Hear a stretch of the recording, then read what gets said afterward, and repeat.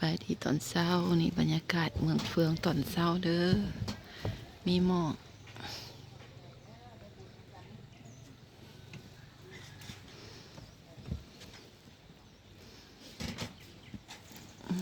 อันนั้นผู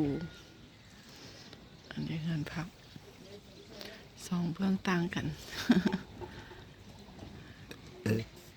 ตัวนั้นค่อนข้างทันสมัย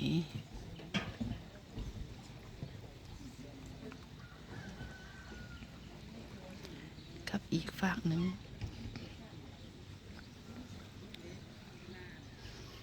ก็พามาใส่ผ้าตอนเช้า